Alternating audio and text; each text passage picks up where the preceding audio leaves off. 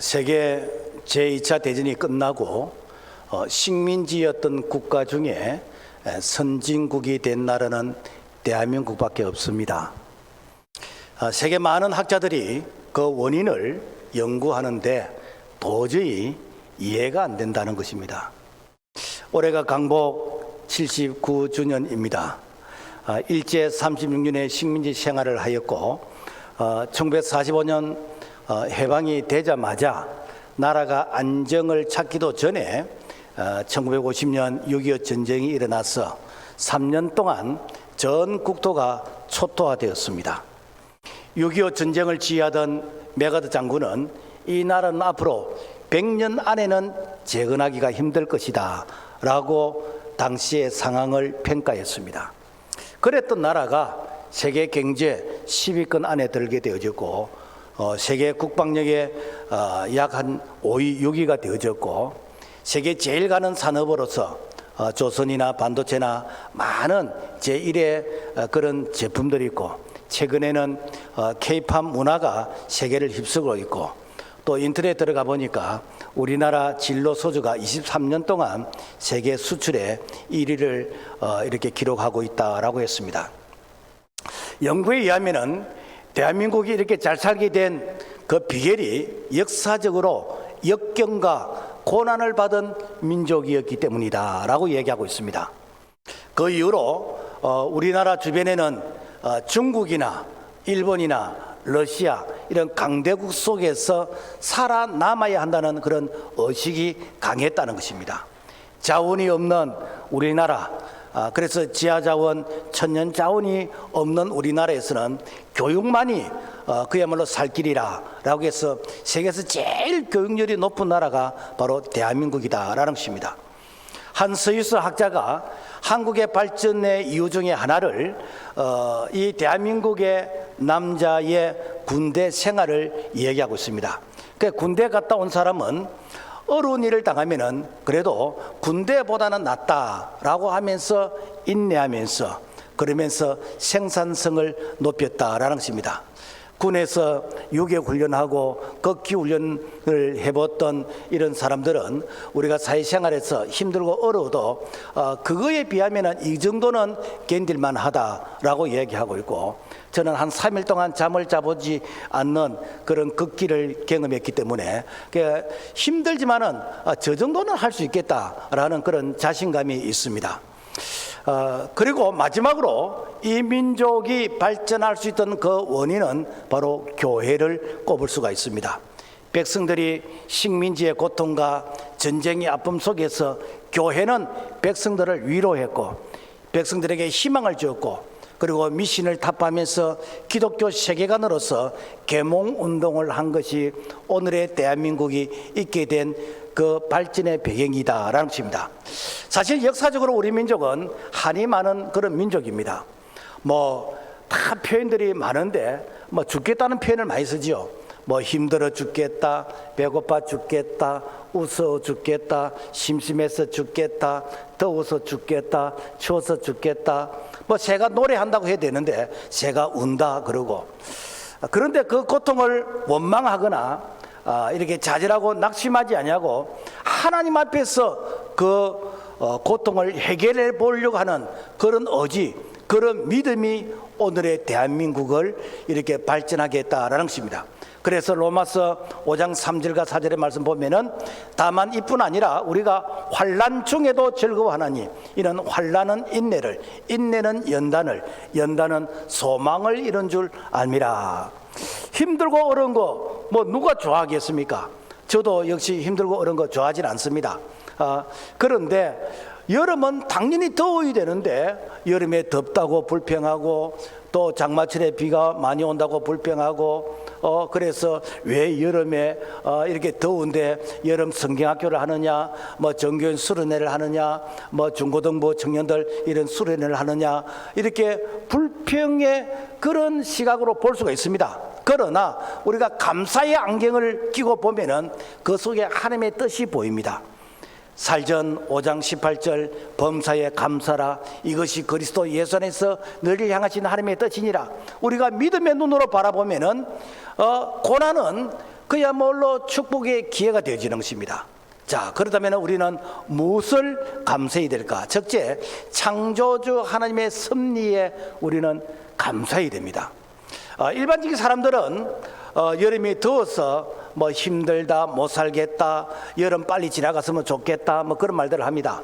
그러나 창조의 섭리를 보면은 여름은 더워야 됩니다. 그래야 풍년의 가을이 오는 것입니다. 여름이 시원하면은 냉해로 인해서 식물의 성장이 정상적으로 되질 않습니다. 그러면은 가을에 작황이 좋지를 않지요.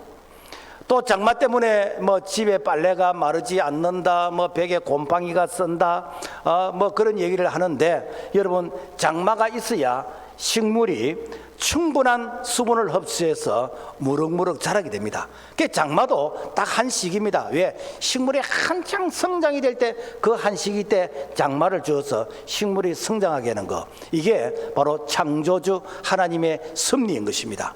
우리 신앙생활에도 마찬가지입니다. 내 인생에 여름과 같은 뜨거운 신앙의 이 성령 체험을 해야 됩니다. 그리고 성령의 단비를 경험해야 됩니다. 그래서 우리가 여름이 덥지만은 여름에 성경학교도 하고, 중고 수련회, 청년대학부 수련회를 하고, 정교인 수련회, 그리고 우리가 전인치유 수양을 하는 이런 것들이 무엇인가? 다 성령 체험을 통해서, 그래서 성령의 열매를 맺게 되어지는 우리 신앙의 성장과 성숙을 통해서 우리의 신앙을 지금보다도 몇 단계 더 업그레이드 시킬 수 있는 것이 바로 우리가 여름에 하는 이런 행사의 그 깊은 의미이다라는 것입니다. 우리가 사도행전을 보면은 이 사도행전의 그 역사가 당시에 로마의 식민지 하에서 이스라엘이 가장 열악한 그런 환경이었습니다. 그래서 이 식민지에 있는 이 이스라엘이 뭘 하겠는가 이런 생각이 되어지는데, 그런데 오순절 다 성령의 충만함을 받음으로 말미암아 세상이 감당지 못하는 사람이 되어지고, 그래서 이스라엘을 초월해서 로마까지 복음을 전할 수 있던 그 비결이 무엇인가? 이것이 바로 오순절 성령 충만이었다라는 것입니다. 그래서 사도행전 2장 1절에서부터 말씀 보면은 그들이 다 같이 한 곳에 모였더니 그들이 다 성령의 충만함을 받고 성령이 말하게 하심을 따라 다른 언어로 말하기를 시작하니라. 이게 무엇인가?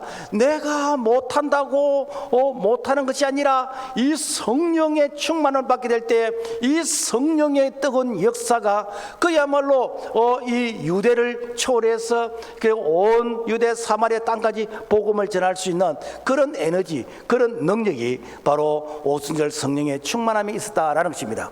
또 여름이 되어지면은 뭐 태풍 때문에 그래서 농작물에 피해가 있고, 뭐 태풍 때문에 뭐 이렇게 많은 피해를 호소하는데, 사실은 태풍 때문에 주는 피해보다도 태풍이 주는 유익이 그야말로 엄청나게 많다는 것입니다. 그 이유는 태풍이 불어야 지구의 온도의 균형을 맞춰준대요. 태풍이 안 불면은 더운 곳은 계속 덥고 추운 곳은 계속 추워진다는 거예요. 뿐만 아니라 이 태풍이 이 바다에 산소를 공급해 주어서, 그래서 적조 현상을 없애주고 바다에 많은 플랑크톤을 제공해서 그야말로 바다에 영양분을 공급한다는 것입니다. 또 땅도 유기물과 미네랄을 많이 이렇게 공급해서 이 땅도 그야말로 이게 영양분이 공급되어지는 것이 태풍의 그런 역할이란. 그러니까 옛날부터 태풍도 와야 풍년이 온다라는 말이 있습니다. 자, 내 인생에 태풍과 같은 그런 고난을 여러분 경험한다고 생각하시는 분이 있습니까? 다윗은 왕이 되기 전에 엄청난 인생의 태풍을 경험했습니다.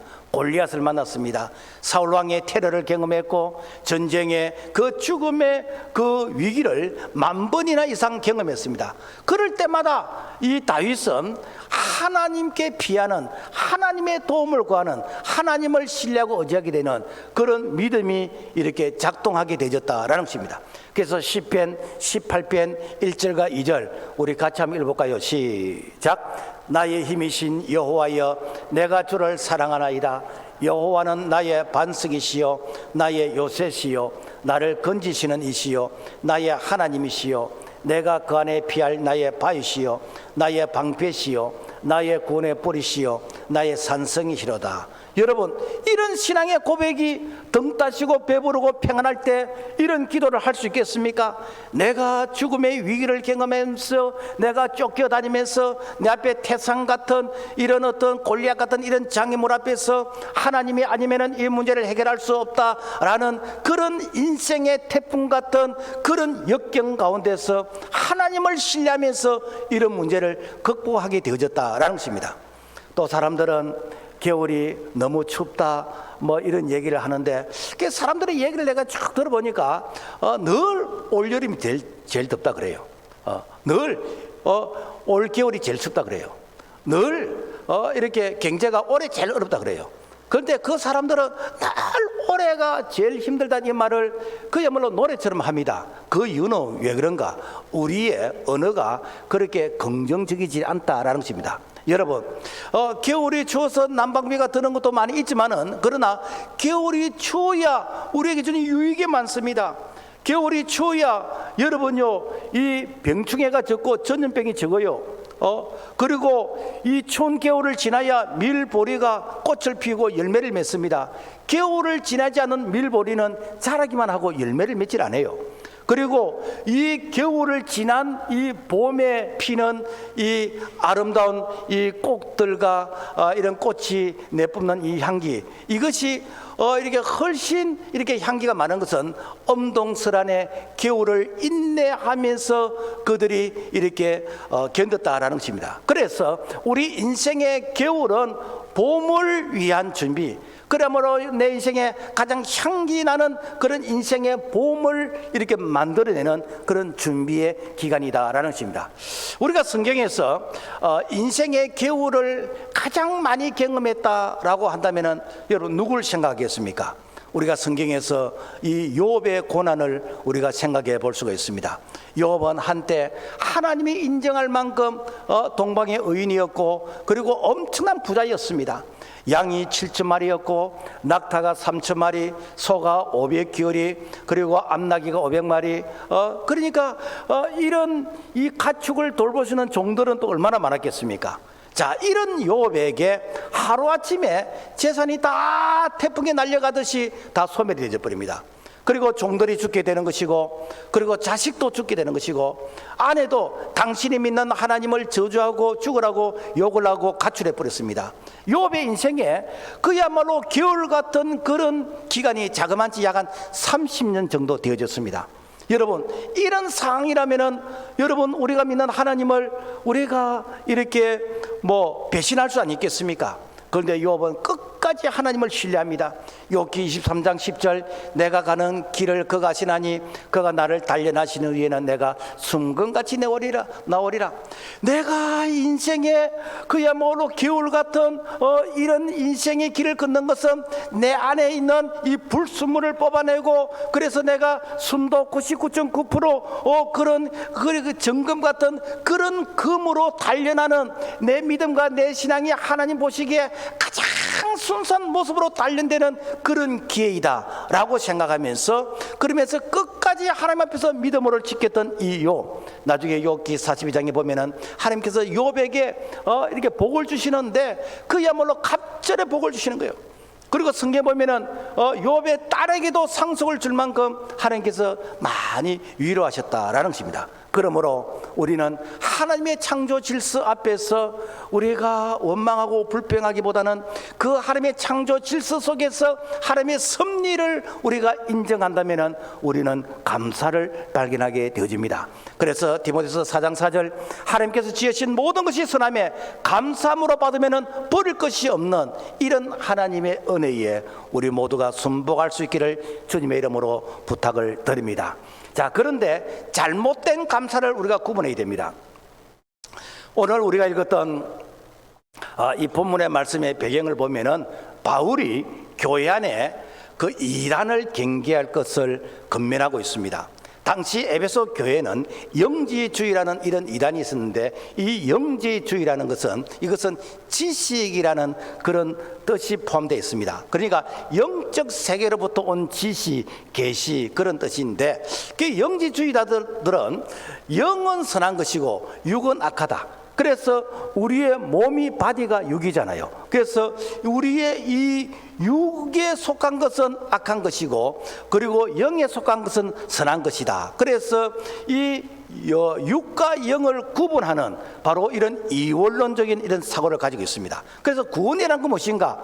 우리 육에 속해 있는 영을 해방시키는 것, 이것이 구원이다. 그래서 영지주의자들은 이 영을 깨끗하기 위해서 우리 육체의 고행을 강조합니다. 그래서 금욕을 이렇게 주장을 하고, 수도 생활을 주행하고, 그 다음에 고행을 하는 것이고, 그 다음에 결혼도 이렇게 이 영적으로 도움이 되지 않는다 그러고, 그러면서 그야말로 육신의 이런 학대하는 이런 부분들, 이렇게 해야 우리의 정신이 맑아지고 우리 영이 맑아진다고 생각하는 이런 부분들, 이것이 바로 영지주의의 이단인 것입니다. 오늘날도 우리를 영혼을, 정신을 맑게 하기 위해서, 그래서 깊은 산속에 들어간다든지 아니면 내가 고행을 한다든지 이런 걸 사수하는 거, 이거는 성경적인 마인드 가치가 아닙니다. 이거는 성경에 나오는 영지주의의 이단의 그런 사상인 것입니다. 뿐만 아니라 또 다른 영지주의자들은 하나님의 관심은 영적인 부분에 있기 때문에 육체에는 관심이 없다. 그래서 육체가 무슨 짓을 하든지 간에 하나님은 영에 관심이 있기 때문에 육체가 하는 것에 대해서는 별로 이렇게 관심을 가지지 않는, 그래서 육체가 하는 이런 자유분방한 이런 난잡한 성관계라든지 어떤 이런 부분들, 이런 부분에서 별로 제어식을 가지지 않는 거예요. 이 당시 초대교회 이단들 중에서 이런 영지주의에 의해서 그야말로 자기의 몸으로서 죄를 짓는 이런 부분에 대해서는 별로 심각하게 생각하지 않는 이런 자들이 있어요. 그러면서 우리 영만 깨끗하게 하면은 그러면은 우리가 구원을 얻을 수 있다라고 하는 이런 잘못된 사상을 가지고 있습니다. 사도 바울은 이들의 잘못된 사상을 지적합니다. 결혼 이거 유익한 것이다. 너희들 음식 이거 중요한 것이다. 우리의 육체 중요한 것이다. 그래서 하나님이 주시는 것이 선함으로 말미암아 감사함으로 받으면 버릴 것이 없다. 왜? 말씀과 기도로 거룩하게 있기 때문에. 그러면서 이 하나님이 주신 것에 대해서 감사하라라고 이렇게 강조를 합니다. 데살로니가서 5장 18절 범사에 감사라, 이것이 그리스도 예수 안에서 너희를 향하신 하나님의 뜻이니라. 자, 오늘날도 영지주의의 영향을 받은 이단들은 자신이 영적으로 직통 계시를 받았다, 남들이 풀지 못하는 요한계시록을 이만이 풀 수 있다, 그러면서 내가 좀 다른 사람보다 특별한 사람처럼 보이려고 하기 위해서 나만의 어떤 계시의 어떤 통로가 있는 것처럼 이렇게 강조하는데, 여러분 절대로 속으면 안 됩니다. 이단들의 수법이 그렇게 해요. 오늘 나에게 이런 신비한 부분이 없다 할지라도 내가 하나님 중심으로, 내가 말씀 중심으로, 내가 교회 중심으로, 내가 예배 생활, 기도 생활, 경건의 생활을 내가 바르게 한다면은 이것이 하나님이 주시는 축복인 것이고, 바로 하나님께서 주시는 이 축복의 원리에서 오늘 우리가 신비한 것이 마치 내가 특별히 하나님께 은혜를 받는 것처럼, 여러분 그런 이렇게 유혹에 넘어가면 안 돼요. 가끔 보면은 내가 이렇게 기도했는데, 내가 말씀 보는데, 그래서 남들이 이렇게 보지 못한 것, 남들이 깨닫지 못하는 것 하나님께서 내게 주셨다라고 하는 이런 말들 얼핏 들으면은 야, 저분 되게 신령한가 보다라는 생각이 드는데, 여러분 거기에는 아주 위험한 요소가 되게 많이 있습니다. 왜? 성경은 성경으로 해석하는 것이지 하나님께서 특별히 내게 성경에 없는 것을 주시고, 그거는 아주 위험한 그런 생각입니다. 그러므로 우리는 잘못된 감사에 오염되면 안 돼요. 혹 어떤 분들은 이런 분이 있습니다. 내가 마음대로 죄를 짓고 회개하면은 하나님이 용서해 주신다. 그러면서 이 죄를 밥 먹듯이 짓는 거예요. 왜? 회개하면 하나님이 용서해 주신다. 여러분, 우리가 예수를 믿으면은 우리 몸이 성령의 전입니다. 다른 말하면은 성령이 계시는 전이란 거예요. 그래, 우리 속에 악한 것이 들어오면은 성령이 탄식을 하시는 거예요. 그래서 성령이 회개를 시키는 거예요. 그런데 내가 이것을 계속해서 반복해서, 내가 계속해서 이 죄를 반복해서 짓게 되어지면 되는가? 이 성령께서 탄식하시는데 나타나는 현상이 무엇인가? 기도가 막혀버리는 거예요. 영적인 감각이 무디해져 버려요. 그래서 무슨 말을 해도 말귀를 못 알아듣습니다. 왜? 영적으로 무디해졌기 때문에. 그래서 정말로 큰 위기는 무엇인가? 내가 말씀을 들어도 깨달음이 없고 내게 감각이 없고 내가 말씀을 들어도 그야말로 회개함이 없는 거, 여러분 이게 가장 무서운 영적인 질병인 것입니다. 제가 지난 주간에 총회 교육위원회 그런 활동 중에서 교사 대회에 참석했는데, 그래서 그 소록도를 방문할 수 있는 그런 기회가 돼서 한번 가봤습니다. 그 소록도는 당시에는 한 번 들어가면은 죽어도 못 나오는 그런 곳이에요. 그런데 그 소록도에 있는 그 나병 환자들의 특징이 무엇인가 하면은 고통을 못 느낀다는 거예요. 그러니까 내가 불에 뒤에도 이렇게 소위 말해서 내가 뜨겁다는 것을 못 느껴요. 그리고 내가 일을 하다가 살점이 떨어져도 아프다는 걸 못 느끼는 거예요. 내가 어떤 이렇게 병에 걸려도 내가 이게 통증을 못 느끼는 거예요. 이게 여러분 나병 환자예요. 여러분 오늘날 우리가 말씀은 여러분요 이게 검과 같습니다.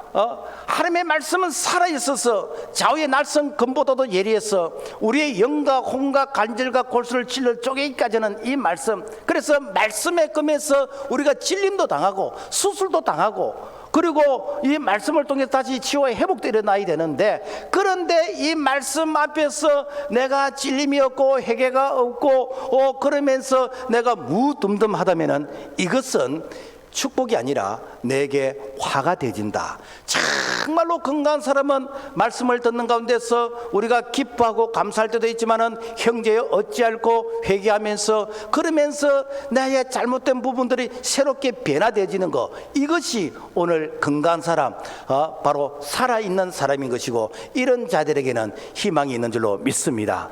자, 그 다음에 하나님의 뜻이기 때문에 우리가 감사를 해야 되는 거예요. 우리가 하나님의 뜻은 우리는 늘 이렇게 편안하고 그 다음에 이렇게 넉넉하고 이런 것만 생각하는데, 하나님은 우리를 축복하실 때 어떻게 하는가? 우리를 연단시켜서 그래서 장성한 사람이 되기를 원해요. 여러분 아이들이 늘 엄마 품에서 안겨만 있으면은 그 아이가 복이겠습니까? 아닙니다. 이 아이가 걷기 위해서 넘어지기도 하고 나중에 지발로 학교도 다니고 나중에 군에 가서 훈련도 받고 이렇게 해야 나중에 훌륭한 사람이 될 수 있는 것이지, 귀엽다고 해서 늘 엄마 품에만 있으면은 그 아이는 마마보이가 되는 것이지 그게 복이 아니에요. 그래서 하나님도 어떻게 하시는가? 하나님의 자녀 백성들 연단시킵니다.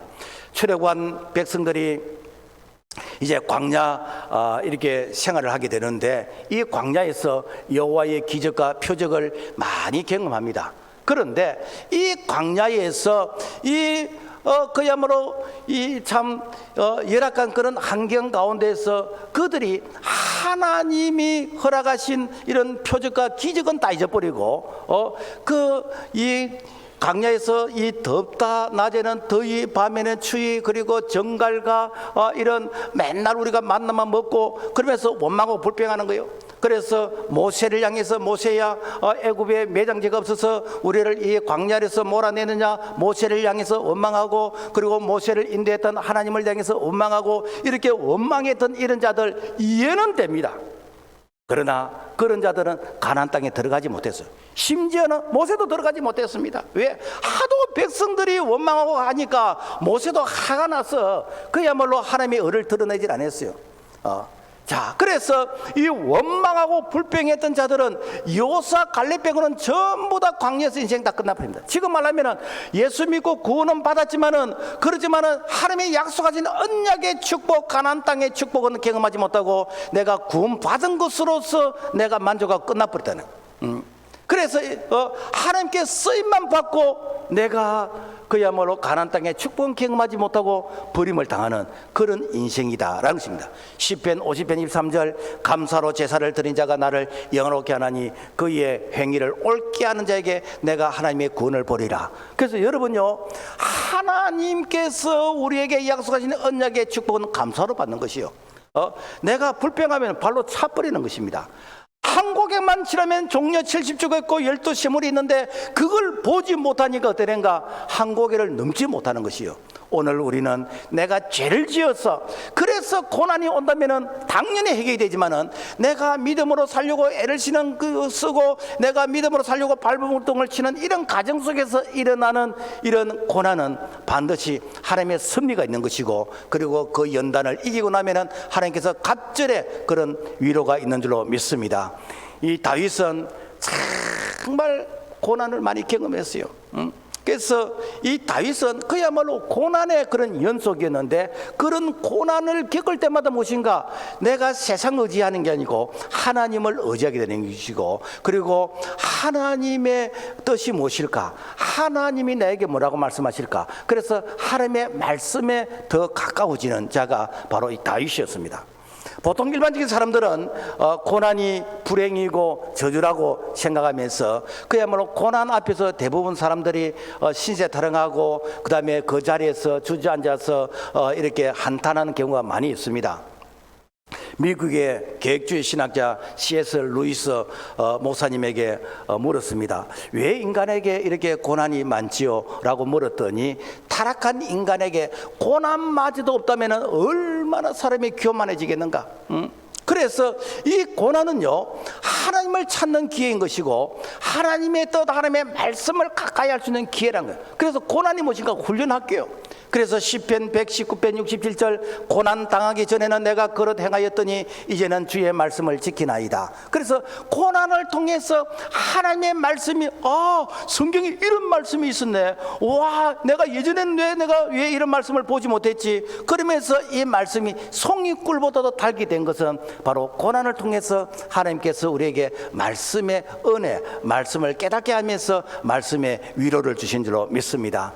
그리고 다니엘을 보면요, 이 다니엘은 바벨론 나라의 포로로 잡혀갔습니다.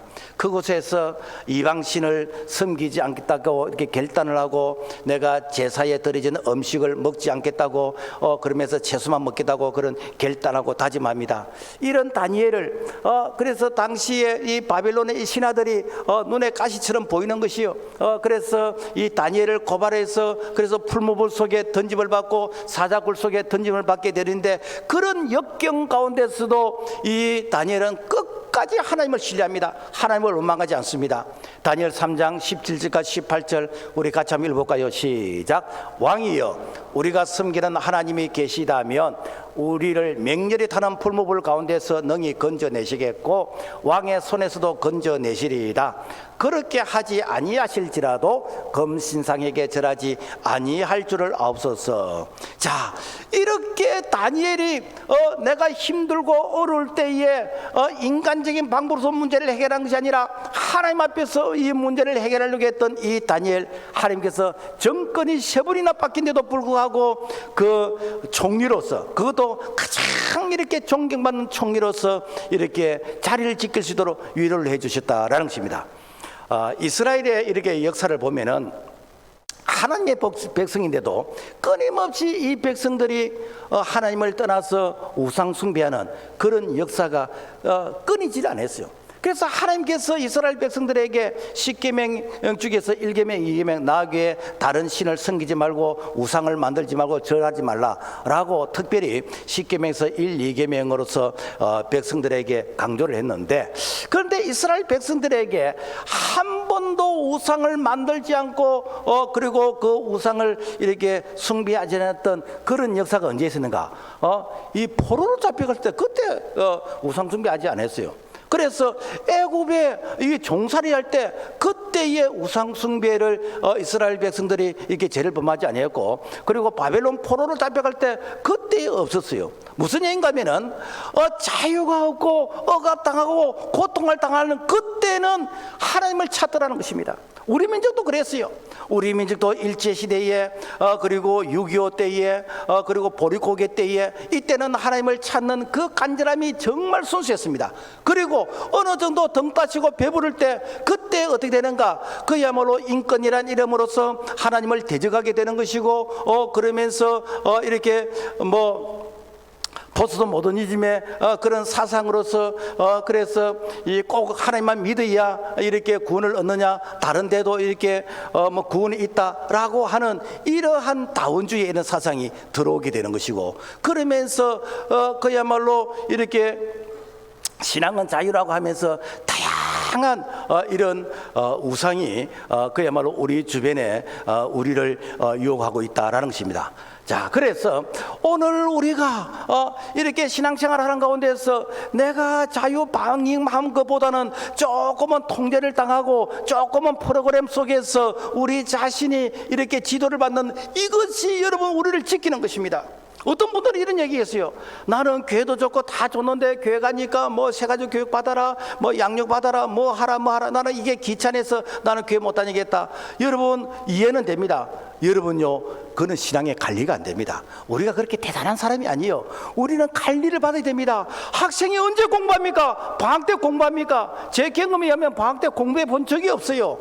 학교 가야 공부를 하는 겁니다. 우리가 교회에서도 프로그램 속에 들어가야, 그래야 신앙의 관리가 되는 것이지 내가 알아서 한다. 여러분 우리가 이렇게 성실하고 정직하고 우리의 믿음이 그렇게 좋은 사람이 아니에요. 그래서 우리는 끊임없이 하나님의 말씀 앞에서 통계 다스림을 받아야 되는 것입니다. 그래서 이렇게 교회 조직 속에서 우리가 관리를 받을 때, 그때에 우리가 이렇게 믿음의 정도를 걸어갈 수 있는 것이고, 우리가 이렇게 조금 이게 타락한다거나 변질되는 것을 막을 수 있다라는 것입니다. 자, 그 다음에 애매한 고난에도 우리가 감사해야 되는 거예요. 시골에서 은행원으로 일하다가 누명을 쓰고 억울하게 쫓겨나 감옥 생활을 했던 한 남자가 있습니다. 이 남자가 감옥에서 사실 어찌 생각하면은 내가 잘못한 것도 없는데 내가 뭐 공금 횡령 뭐 이런 어떤 죄의 누명을 쓰고 감옥에 갇혀 있다. 여러분이 얼마나 억울하겠습니까, 그죠? 그런데 이분은 그 감옥에서 내가 할 수 있는 일이 무엇일까? 감옥에서 할 수 있는 것은 내가 글을 쓰는 건 할 수 있겠다. 그래서 이분이 감옥에서 글을 쓰는데, 이분이 쓴 이 글이 무엇인가? 오헬리의 마지막 입새, 유명한 작품을 만들어냈다는 거예요. 여러분 철로역정도 사실은 그런 케이스 아닙니까? 그러니까 우리가 늘 이렇게 내가 이 뭐 억울함을 당하지 아니하고 내가 늘 정직함 때문에 내가 대접받고 그러면 얼마나 좋겠습니까? 그런데 경우에 따라서는 내가 원치 않는 그런 억울함과 원치 않는 그런 어려움을 당할 수도 있습니다. 여러분 그럴 때는 하나님이 나를 통해서 하실 일이 있다. 하나님이 나를 통해서 하실 일이 무엇일까? 라는 것을 우리가 찾아보면은 위대한 작품이 만들어지는 것이고, 하나님께서 나를 통해서 위대한 일을 이루어 가시는 그런 기회가 될 줄로 믿습니다. 우리가 그 중에 한 사람을 요셉을 볼 수 있습니다. 이 요셉은 11번째 아들로서 하나님이 주시는 꿈 비전 때문에 사실은 형들의 미움을 받았어. 그래서 죽을 고비를 넘기게 되는 것이고, 애굽의 미디안 상인에게 그럼 인신매매로 팔려가게 되는 것이고, 그리고 내가 애굽에서 참 보디발의 집에서 열심히 일했는데도 불구하고 억울한 누명을 쓰고 감옥 생활을 하게 되는 것이고, 감옥에서도 내가 열심히 성실하게 최선을 다했는데도 불구하고 나의 이 수고를 인정해 주질 않습니다. 그런데 때가 되면 요셉이 한 13년이 지난 다음에 30세가 되었을 때 애굽의 총리가 되는데, 그 총리가 된 배경이 뭔가 하면은 애굽의 왕이 꿈을 꿨는데 도대체 이 꿈이 해석이 안 되는 거예요. 그래서 이 꿈을 누가 해석할 수 있을까? 왕이시여, 제가 감옥에 있을 때 요셉이라는 사람이 이 꿈을 해석하는 것을 내가 들었는데 이 꿈이 잘 맞습니다. 그래서 요셉을 불러서 네가 꿈을 한번 해석해봐라. 왕이시여, 앞으로 7년 이렇게 풍년이 될 것이고 7년 풍년이 될 것인데, 7년 풍년 때에 이 곡식을 많이 저장했다가 7년 흉년 때에 백성들에게 잘 나눠주면은 이 흉년을 극복할 수 있습니다. 이렇게 해서 그야말로 풍년 때에 곡식을 창고에 저장하고 흉년 때에 이제 이 곡식을 백성들에게 이렇게 나눠주게 되는데, 그런데 자기 형제들이 있는 이스라엘에도 흉년이 들었어요. 그런데 소문을 들으니까 애굽에 가면은 거기에는 곡식이 많다 그러더라. 그래서 소문을 듣고 이렇게 해서 애굽에 왔는데 보니까 요셉이 딱 보니까 자기 형들이라. 20년 전에 자기를 죽으라고 이렇게 물 없는 웅덩이에 빠뜨렸고 자기를 애굽의 상인으로에게 팔았던 이렇게 형들이야. 요셉이 딱 보니까 형들의 이름과 순서까지 다 알겠어요. 그런데 형들은 요셉을 보지를 못해요. 왜? 양식을 구하러 온 구걸하는 입장에서 어떻게 총리를 이렇게 눈뜨고 똑바로 볼 수 있겠습니까? 그런데 요셉이 자기 신분을 밝힙니다. 사실은 요셉이 악한 감정을 20년 동안 품고 있었다면 얼마든지 그야말로 내가 이렇게 그 선했던 감정을 뭐 보복할 수도 있을 것이고, 뭐 연산군처럼 그야말로 악한 감정을 가지고 어떤 뭐 죽일 수도 있는 그런 입장이 아니겠습니까? 그런데 요셉이 그렇게 하질 않아요. 창세기 45장 4절과 5절, 저는 이 말씀을 볼 때 하나님의 은혜가 얼마나 참 이렇게 능력이 있는가라는 것을 이렇게 알게 되어지는데, 같이 한번 읽어볼까요? 시작. 나는 당신들의 아우 요셉이니 당신들이 애굽의 판자라. 당신들이 나를 이곳에 팔았다고 해서 근심하지 마소서, 한탄하지 마소서. 하나님이 생명을 구원하시려고 나를 당신들보다 먼저 보내셨나이다. 무슨 얘기입니까? 내가 하나님을 몰랐더라면 당신들은 원수는 외나무다리에서 만났는데 당신은 죽었다. 그런데 내가 하나님을 믿기 때문에, 하나님을 알았기 때문에, 그래서 오늘 이 사건은 하나님께서 우리 형들을, 우리 가족들을 하나님께서 살리기 위해서 나를 먼저 보내서 준비하게 한 것이다. 여러분요, 이런 말을 아무나 할 수 있습니까? 이것은 바로 고난 중에서도 하나님이 나와 함께 하시는 은혜를 경험한 자만이 할 수 있는 얘기입니다. 그러므로 말미암아 이 고난이 무조건 다 나쁜 것은 아니고, 고난을 통해서 하나님이 나를 통해서 그야말로 한 나라를 살리고 그리고 민족을 살리는 그런 기회가 되는 줄로 믿습니다. 우리가 신약성경에 보면은 구레네 시몬이 나옵니다. 이 구레네 시몬은 저 아프리카 이 구레네 지방의 그 사람이라서 구레논이라 그러는데, 그래서 저 유대인의 이제 명절 유월절을 지키기 위해서 저 구레네 지방에서 이제 예루살렘까지 왔는데, 그 거리가 한 5,000km 정도 되지요. 뭐 서울이 우리가 한 400km라 그러잖아, 그죠? 뭐 400 한 뭐 몇십 킬로 되겠죠. 그러면 5,000km 뭐 얼마나 멀겠습니까, 그죠? 갔다 왔다 왕복을 뭐 이렇게 한 5번 해야 되는데, 자, 그래서 그 먼 거리에서 이렇게 와서 예루살렘에 딱 와보니까, 와, 말로만 듣던 예수가 이제 이 참 신문을 당하고 그리고 십자가를 지고 골고다로 올라가는 거예요.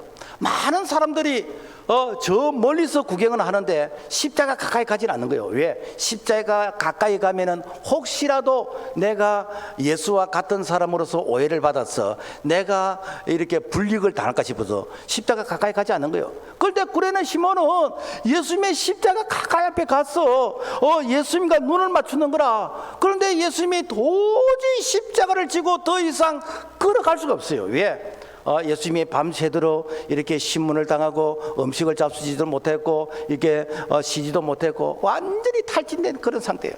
그래서 그 십자가를 로마 이 병정이 이제 구레네 시몬에게 대신 지게를 합니다. 여러분요, 이때 시몬이 나는 예수하고 상관이 없습니다. 나는 여기에 여행객으로 왔지 나는 예수하고 상관없습니다 라고 도망갈 수 있습니다. 얼마든지 피할 수 있습니다. 그렇게 한다고 잘못된 것도 아니에요. 그렇지만은 구레네 시몬이 그 십자가를 대신 지는 거예요. 그 십자가를 지고 내가 대신 쓰러지고 내가 대신 그 골고다까지 걸어가게 됩니다. 여러분, 구레네 시몬이 여러분요 멍청한 사람이 되었습니까? 억울한 사람이 되었습니까? 여러분, 구레네 시몬에게 알렉산더와 루프라는 두 아들이 있는데 하나님께서 당시 로마 시대의 두 아들을 아주 저명한 인사가 되게 해주십니다. 그리고 사도 바울이 마지막 문안에서 루포와 그의 어머니에게 문하라. 그 어머니는 곧 내 어머니라. 얼마나 그 가문이 믿음의 명문 가문이 되었는지, 여러분 성경은 우리에게 약속하고 있습니다. 베드로서 4장 13절 오직 너희가 그리스도의 고난에 참여하는 것으로 즐거워라. 이는 그의 영광을 나타내실 때에 너희로 즐거워하고 기뻐하게 하라 하십니다. 여러분 우리가 얼떨결에 우리가 주의 일을 할 때가 있습니다. 우리가 얼떨결에 헌신할 때가 있습니다. 내가 얼떨결에 내가 안 해도 되는데 해야 될 때가 있습니다. 여러분 그런 기회가 여러분 평생에 그렇게 자주 오는 것이 아니에요. 내가 피할 수 있습니다. 도망갈 수 있습니다. 여러분 교회가 성전 건축할 때 여러분 피할 수 있고, 교회가 무슨 작전 말하면 도망갈 수, 이 핑계 저 핑계 대고 도망갈 수 있습니다. 그렇게 한다 해가지고 그 사람을 향해서 욕할 사람은 없습니다. 그러나 내가 얼떨결에 십자가를 질 때 우리 하나님께서 그 자가 결단코 이렇게 미련한 자가 아니라는 것을 하나님께서 구련의 시몬을 통해서 우리에게 교훈해 주고 있다라는 것입니다.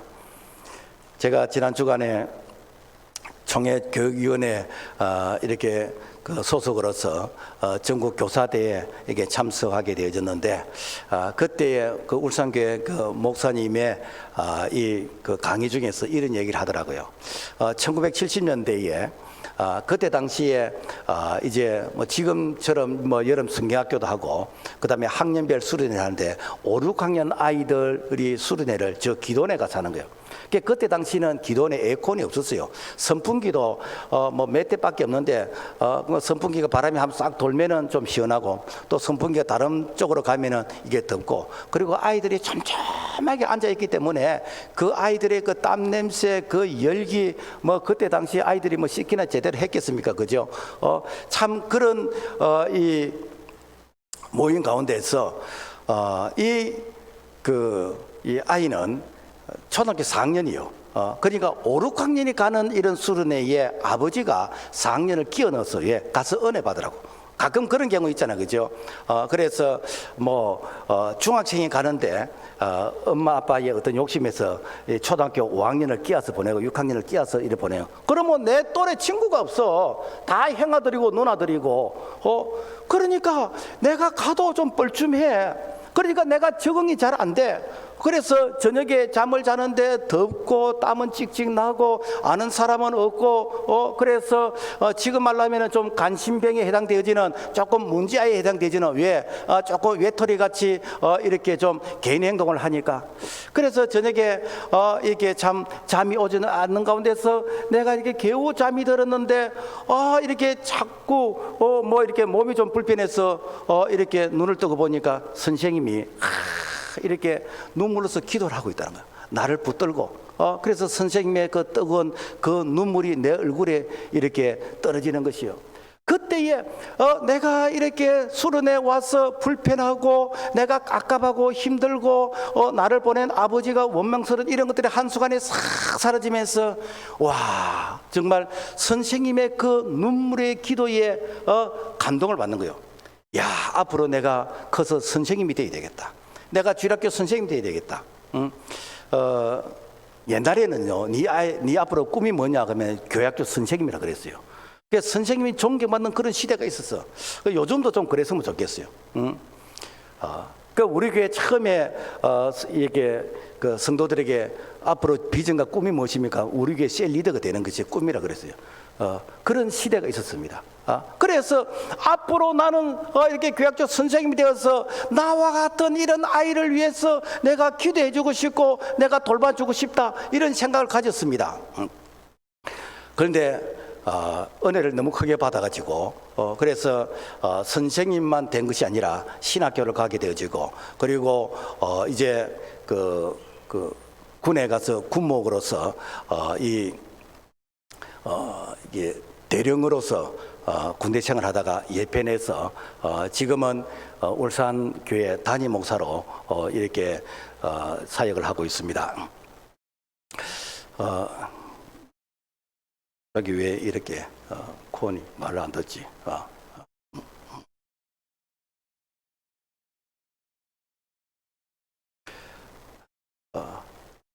여러분요, 감사는 이게 발견하는 것입니다. 그래서 감사는 우리가 이렇게 이 주변에서 찾아보면은 감사할 일이 참 많아요. 여러분 중국의 진시 황 때부터 청나라 마지막 이게 그 황제 때까지 약 한 2100년 동안 335명의 그런 황제가 있었는데, 그때 그 황제의 평균 수명이 한 40세, 31세였대요. 우리나라 이조 왕조 때에 27명의 왕들이 있었는데, 그때 평균 수명이 한 37세에서 한 40세 뭐 그 정도 되었대요. 여러분, 그 당시에 이 왕들이 정말 이렇게 고단백질에 그런 영양가 있는 그런 음식을 먹고 그리고 몸 관리를 잘했는데, 그럼에도 불구하고 이게 단명을 한 이유가 무엇인가? 스트레스를 많이 받고 그다음에 운동 부족이었다. 여러분, 오늘날 내가 살면서 진시 황제가 되고 싶습니까? 이시 왕조의 왕이 되고 싶습니까? 만약에 진시 황제가 되어지고 이시 왕이 되었다면은 오늘 이 자리에 있을 사람 별로 없습니다. 아마 장가 못 가고 이 세상 떠날 사람 되게 많을 겁니다. 여러분, 오늘 내가 비록 내가 힘들게 일을 하고 내가 땀을 흘리면서 일을 하고 내가 섬김을 통해서 내가 이렇게 뭐 꼭 이 일을 해야 되나 이런 생각이 들지만은, 내가 이렇게 할 수 있다는 것 자체가 무엇인가? 내가 여러분요 40세 다 넘었다 아닙니까? 그리고 이렇게 뭐 70, 80, 우리 어머니는 100세입니다. 여러분요, 이게 여러분 얼마나 큰 축복입니까? 그러니까 이렇게 황제가 왕이 아니라 할지라도 오늘 내가 이렇게 건강하게 내가 땀 흘려 일할 수 있다는 거, 이것 자체가 여러분요 이게 복이거든요. 그래서 감사는 내가 발견하는 것입니다. 제가 뭐 소록도 얘기를 이렇게 하게 되어졌는데, 그래서 이 소록도에 대한 얘기를 뭐 책으로 보는 거하고 그 다음에 뭐 영화로 보는 거하고 실제 가서 보니까 가슴이 멍한 이런 부분이 좀 있었어요. 그럼 왜 그런가? 그 소록도 벽에 어떤 스토리가 있더라고요. 그 스토리를 한번 읽어봤는데, 17세에 청년 때에 이 나병이 걸려서, 그래서 가족도 버리고 어느 동네도 이렇게 수용하는 곳이 없어서, 그래서 떠밀려서 소록도까지 왔어. 또 어떤 아가씨도 한 17세 때 떠밀려서 소록도에 왔어. 한 번 들어오면은 죽어도 못 나가는 것이요. 그 소록도. 지금은 이제 다리를 놔서 이렇게 외부인들이 마음 편하게 갔다 왔다 이제 할 수 있는데, 그래서 이게 이 청년촌이 만나서 서로 눈이 맞아서 그래서 이 결혼을 하게 되지고 아기를 낳게 되었어요. 그런데 이 소록도에서는 아기를 낳으면은 바로 보육원에 보내버린대요. 엄마가 젖을 못 물리는 거예요. 왜? 혹시라도 감염될까 싶어서.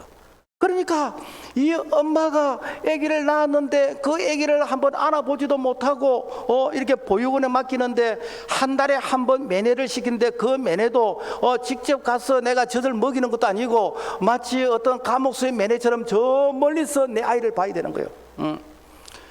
엄마의 소원의 기도가 무엇인가? 내가 한번 이 아이를 안아보고 내가 이렇게 내 곁에서 잠을 자는 게 아니라, 하나님 내 아이만큼은 건강해서 이 소록도에 살지 않고 육지로 가게 해주세요. 그래서 제가 못 봐도 좋습니다. 그래서 저 육지로 가게 해달라고.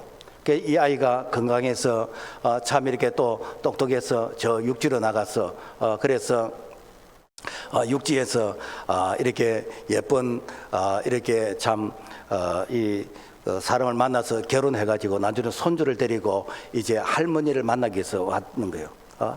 근데 이 소록도에 있는 이 할머니 할아버지의 입장에서 내 기도가 응답이 되어졌다. 무엇인가? 내 자녀만큼은 육지에서 생활하게 해달라는 것이 내 소원이었는데 그 기도가 응답됐다. 여러분, 우리는 평생을 육지에서 살잖아요. 우리는 평생을 내 사랑하는 가족을 언제든지 볼 수 있고 내가 안아볼 수도 있는 것이고, 여러분 얼마나 우리가 감사합니까? 그런데 이 감사를 꼭 불행과 비교를 해야만이 우리가 이 감사를 우리가 이렇게 발견할 수 있겠습니까? 소록도에서 목회하시는 이 목사님이 이렇게 이제 설교를 마치고 이제 예배를 이제 마치고 나면은 뭐 교인들하고 악수를 하고 하잖아요. 근데 이 78세인 이 할머니가 이렇게 목사님 손을 꼭 잡고 놓지를 않는 거예요. 그러면서 목사님 손등을 자꾸 비비는 거예요. 그래서 할머니 왜 그러시냐고 물어봤더니 내가 18살에 이 소록돌에 왔는데 내가 60평생을 내가 이 소록돌에 살면서 건강한 사람의 손을 한번 만져본 적이 없다는 거예요. 근데 목사님의 손을 만지니까 내 평생에 이 손이 그냥 이루어진 거라. 여러분, 자기 손 한번 만져보세요. 옆에 사람 만져보세요. 여러분, 우리는 평생 우리는 건강한 사람을 보고 살잖아요. 그죠? 우리에게 이것이 소원의 기도의 제목이라 생각하고 이 건강에 대해서 감사를 해본 적이 있습니까? 오늘 우리는 이 감사는 여러분요, 발견하는 것입니다. 그래서 남의 불행을 보면서 내가 감사를 발견하는 이런 고약한 신보가 아니라 정말 내가 생활 속에서 참 가족이 내 곁에 있고 내가 건강하고 내가 이시 왕조의 왕이 아니라 할지라도 오늘 내가 훨씬 더 행복한 거라. 여러분요, 이조 왕이 세종대왕이 아이스크림을 먹어봤겠습니까? 엘리베이터를 한번 타봤겠습니까? TV를 한번 봐봤겠습니까? 폰을 여러분 상상이나 해봤겠습니까? 오늘 우리가 훨씬 행복한 자인 것입니다. 말씀 맺겠습니다. 하나님의 섭리에 감사하시기 바랍니다. 디모데후서 4장 4절, 하나님께서 지으신 모든 것이 선함에 감사함으로 받으면 버릴 것이 없다고 했습니다. 우리가 여름 이거 감사해야 되고 겨울 감사해야 되는 것이고 우리가 교회에서 많은 행사 감사해야 됩니다. 왜냐하면 이 우리가 행사 가운데서 앞으로 우리가 가르쳤던 아이들 중에서 여러분 대통령이 안 온다고 누가 이렇게 함부로 말하겠습니까? 정치인들, 훌륭한 기업가들 뿐만 아니라 학자들 그리고 훌륭한 이런 목회자 선교사들 오늘 우리 자녀들 중에서 나올 것입니다. 그러므로 말미암아 오늘 우리가 정말 감사함으로 이 여름에 이런 행사들을 잘 감당하게 될 때에 또 우리가 교회를 잘 섬기게 될 때에 나중에 먼 훗날 그때 나의 수고가 헛되지 않고 저랑 정말로 보람되었다라고 얘기할 수 있는 그런 참 우리의 이런 아름다운 신앙의 이런 발자취가 될 수 있기를 주님의 이름으로 부탁을 드립니다. 하나님 아버지 감사합니다. 오늘 하나님이 주신 모든 것이 선함에 감사함으로 받으면 버릴 것이 없는 것은 우리 하나님께서 합력해서 선이 되게 하신 줄로 믿습니다. 일평생 동안 하나님의 섭리 앞에서 우리가 정말 순종하는 자 될 수 있도록 도와주시옵소서. 예수 이름으로 기도합나이다. 아멘.